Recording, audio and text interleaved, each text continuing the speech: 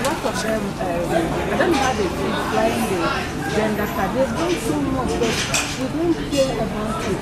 He told us that, look, you women deliver. You have delivered more than most of the men. And you belong to two of the consequences, the civil society and women. And these are the two people who have added more value to the process that we see today. So what is your advice for other women? My advice for other women is that when you occupy a position, you either make it or mar it for those who are coming. You must be focused as a woman. For instance, my governor has been so gender friendly. We have above 30% when you look at the entire appointments, from commissioner through to the board members, through to the special advisors. If you calculate the number of women who are in government, and it's not just about women, it's about putting the right people in place to deliver. This is a man who has been consistent and focused on knowing who he puts to handle a particular portfolio. And across board, the women have never been a disappointment. And the government has always lived up to the expectation of the people.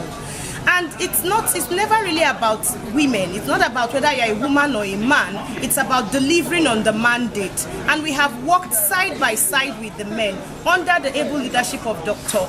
Emmanuel Eweta Oduah, CON. We are proud to say that come to Delta State, we are leaving a legacy behind that is parallel to none. When you are looking at development indices, you look at development vis-a-vis access to the people, vis-a-vis influence on the lives of the people. Delta State is leading with infrastructural development. You have, the women are having a field day. We have a woman and child hospital, in Efuru. You have a cool specialist hospital that is modernized.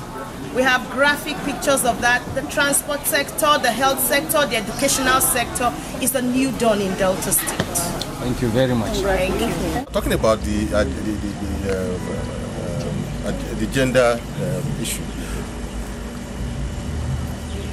For me, I first look at everybody as human beings. We all have our challenges, and we all have our needs. The men, the women. For us in Delta State, I would say we have tilted more to women than men. I'll tell you why. Especially in the microcredit scheme, we found that the returns from the women, are usually higher than the men. A man gets the money, he seems to have a lot more things, bolder too, at using the money. But the woman is a little bit, she doesn't like to owe, so to say. So she uses the money and tries to pay when she's supposed to pay. So, like some people have said, which I also believe, that if you have a very difficult task to do, give it to a woman. You might get better results if you give it to a woman than giving it to a man. So we've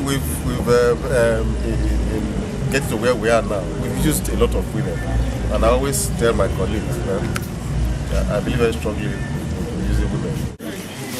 Excellency, a lot of women are they are anxious if their husbands are taking women into this cabinet. But you fast tracked that of Delta State. My Ebenezer, I have nothing to be scared about. The position he is now is a position that I can say is called to do. And of course, as long as we are called, we are there to do what God has sent us to do. And when you are doing that which concerns heaven, you will definitely take care of that which belongs to you. So, are you encouraged by the performance of the women? Why not? There are some that are very, very, I can say there are some that are outstanding, really outstanding. And when I see anyone like that, I encourage them, and I push them for any position.